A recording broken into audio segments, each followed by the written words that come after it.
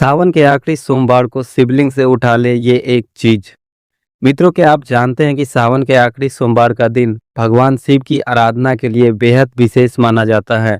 कहा जाता है कि सावन के पूरे महीने भगवान शिव को प्रसन्न करने के लिए भक्त अलग अलग प्रकार से पूजा अर्चना करते हैं, लेकिन सावन के आखिरी सोमवार को की गई पूजा का अपना अलग ही महत्व माना गया है। और आज के इस वीडियो में हम आपको एक ऐसी परंपरा के बारे में बताएंगे जिसके अनुसार सावन के आखिरी सोमवार को शिवलिंग की पूजा करने के बाद एक विशेष चीज को वहां से उठाकर घर लाने की बात कही जाती है। दर्शकों, क्या आपने कभी यह सोचा है कि सावन के आखिरी सोमवार को भगवान शिव की पूजा करने के बाद अगर आपको शिवलिंग पर चढ़ी हुई एक विशेष वस्तु प्रसाद के रूप में मिल जाए तो उसका क्या करना चाहिए?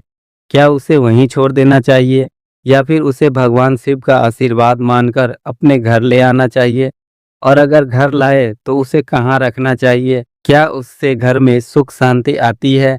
क्या भगवान शिव की कृपा प्राप्त होती है या फिर इसके पीछे केवल एक धार्मिक परंपरा है जिसे लोग पीढ़ियों से निभाते आ रहे हैं? आज के इस वीडियो में हम सावन के आखिरी सोमवार से जुड़ी इसी मान्यता को विस्तार से समझेंगे, लेकिन वीडियो को बीच में छोड़कर मत जाइएगा, क्योंकि आगे हम आपको यह भी बताएंगे कि शिवलिंग से मिली उस वस्तु को घर लाने के बाद क्या करना चाहिए और कौन सी ऐसी गलतियां हैं जो बिल्कुल भी नहीं करनी चाहिए, क्योंकि भगवान शिव की पूजा में एक छोटी सी गलती भी पूजा की भावना को प्रभावित कर सकती है। और सबसे महत्वपूर्ण बात, जो चीज आपको मंदिर से मिले ही नहीं उसे स्वयं शिवलिंग से उठाकर घर नहीं लाना चाहिए।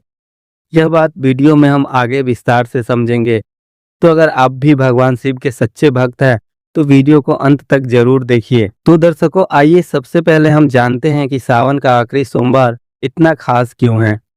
सावन का महीना भगवान शिव को समर्पित माना जाता है। इस पूरे महीने भक्त भगवान शिव की पूजा करते हैं। कोई सोमवार का व्रत रखता है, कोई शिवलिंग पर जल चढ़ाता है, कोई दूध से अभिषेक करता है, कोई बेलपत्र अर्पित करता है, तो वहीं कोई पूरे महीने भगवान शिव के नाम का जाप करता है। लेकिन जैसे जैसे सावन का आखिरी सोमवार आता है वैसे वैसे भक्तों की श्रद्धा और भी बढ़ जाती है, क्योंकि भक्तों के लिए यह केवल सावन का आखिरी सोमवार नहीं होता, यह भगवान शिव की आराधना के एक विशेष अवसर का अंतिम दिन माना जाता है।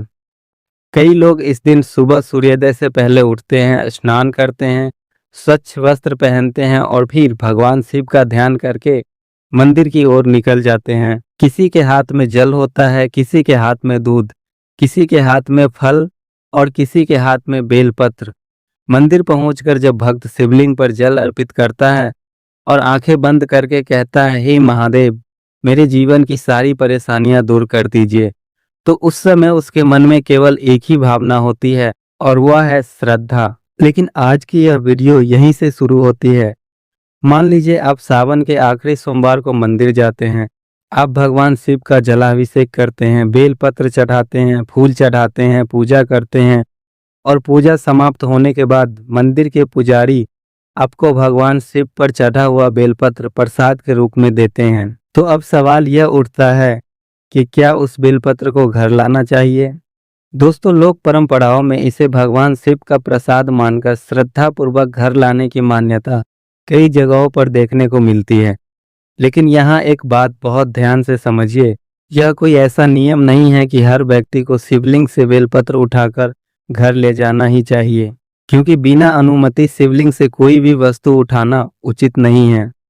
अगर मंदिर के पुजारी या मंदिर की परंपरा के अनुसार आपको बेलपत्र प्रसाद के रूप में दिया जाए तभी उसे घर लाए, यही धार्मिक मर्यादा है।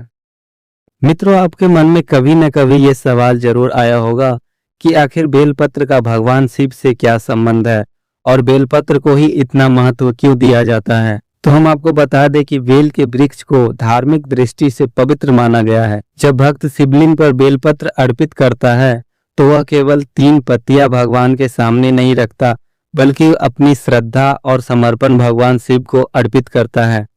इसलिए शिव पूजा में बेलपत्र का विशेष महत्व माना गया है। कई भक्त बेलपत्र चढ़ाते समय भगवान शिव का ध्यान करते हुए कहते हैं, ओम नमः शिवाय, और फिर मन ही मन अपनी प्रार्थना करते हैं। लेकिन यहाँ भी एक बात याद रखनी चाहिए कि भगवान शिव की पूजा में केवल बेलपत्र ही महत्वपूर्ण नहीं है, भक्त की भावना सबसे महत्वपूर्ण है।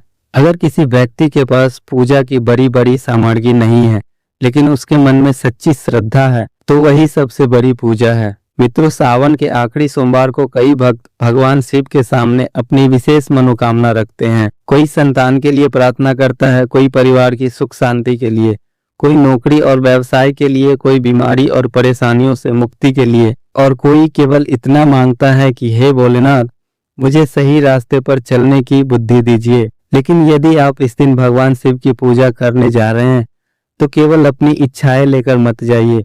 एक बार भगवान शिव से यह भी कहिए कि हे महादेव, अगर मेरी इच्छा मेरे लिए उचित नहीं है तो उसे पूरा मत करना, मुझे वही देना जो मेरे लिए सही हो।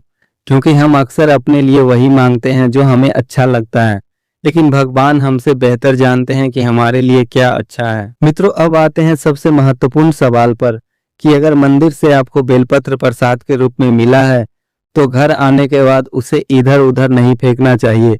सबसे पहले अपने हाथ पैर धोकर पूजा स्थान के सामने बैठे भगवान शिव को प्रणाम करें। अगर आपके घर में शिव जी की तस्वीर या शिवलिंग है, तो वहां श्रद्धा पूर्वक उस प्रसाद को रख दे, वहां दीपक जला दे और भगवान शिव के सामने कुछ समय बैठकर ओम नमः शिवाय का जाप करे। फिर भगवान से अपने परिवार के लिए सुख, शांति और सद्बुद्धि की प्रार्थना करे। ध्यान रखिए, यहाँ सबसे जरूरी चीज बेलपत्र नहीं है, बल्कि आपकी श्रद्धा है। दर्शकों, एक बहुत बड़ी गलती जो लोग अक्सर कर बैठते हैं, इस बात को आप जरा ध्यान से सुनिएगा। कई बार लोग इंटरनेट या सोशल मीडिया पर कोई वीडियो देखते हैं और उसमें बताया जाता है कि मंदिर से कोई वस्तु उठाकर घर लाने से धन की प्राप्ति होगी या अचानक भाग्य बदल जाएगा। इसके बाद लोग मंदिर पहुंचकर खुद ही शिवलिंग से वस्तुएं उठाने लगते हैं, जो कि ऐसा बिल्कुल नहीं करना चाहिए, क्योंकि मंदिर की वस्तु को बिना अनुमति उठाना धार्मिक मर्यादा के विरुद्ध हो सकता है। आपको अगर भगवान शिव का प्रसाद मिलता है तो श्रद्धा से उसे स्वीकार करें।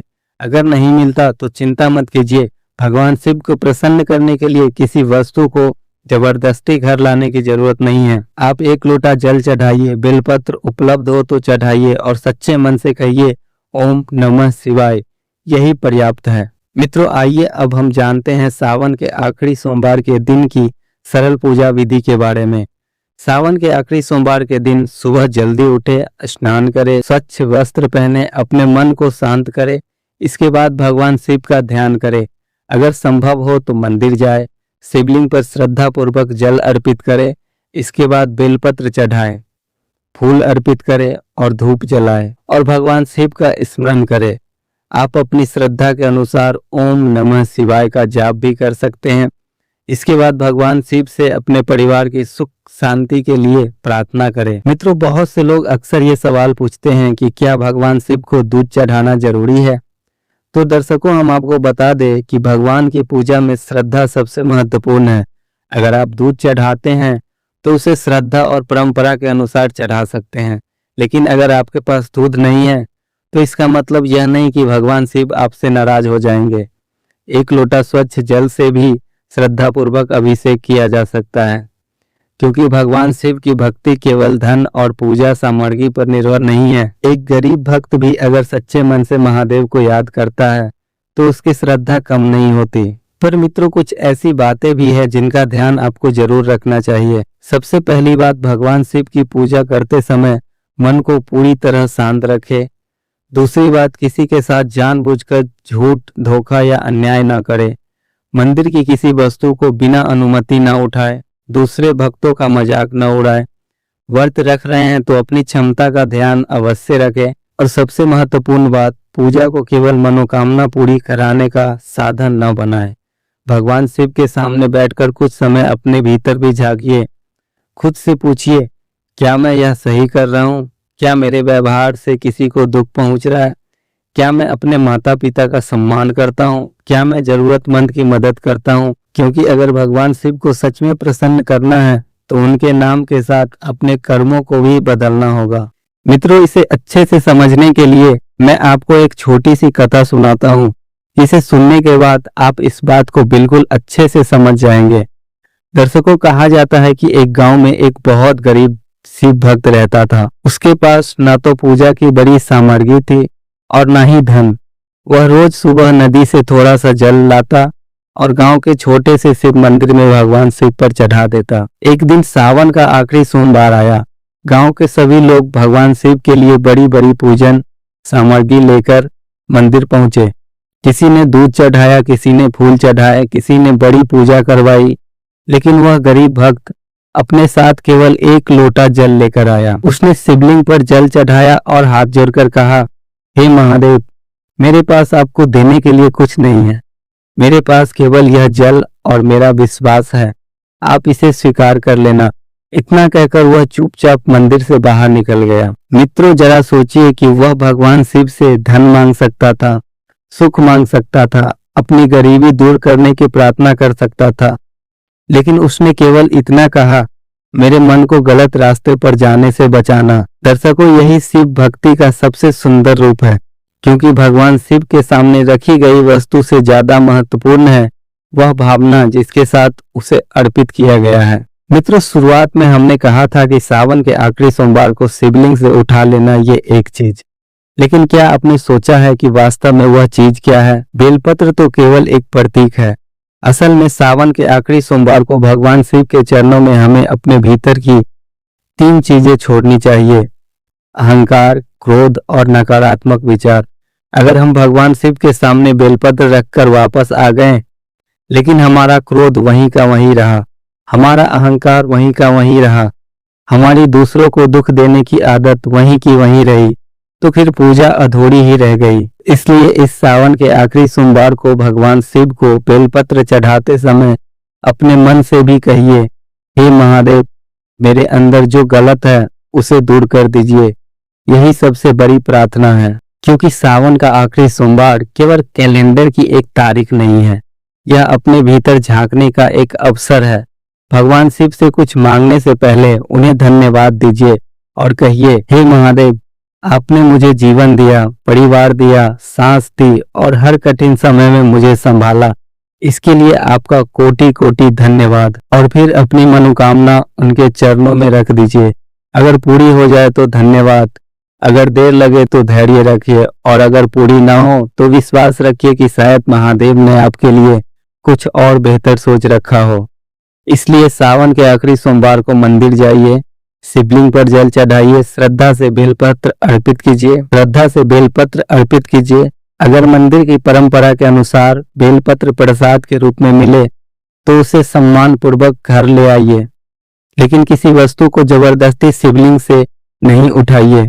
और सबसे बड़ी बात, बेलपत्र के साथ अपने अहंकार को भी भगवान शिव के चरणों में छोड़कर आइए, क्योंकि महादेव को पाने के लिए सबसे पहले अपने भीतर के अहंकार को मिटाना पड़ता है। तो मित्रों, यदि आप भी भगवान शिव के सच्चे भक्त हैं तो कमेंट में ओम नमः शिवाय अवश्य लिखें, और इस वीडियो को अपने परिवार के उन लोगों तक जरूर पहुंचाएं जो भगवान शिव में अपनी आस्था रखते हैं। भगवान भोलेनाथ की कृपा सदा आप और आपके पूरे घर परिवार पर बनी रहे।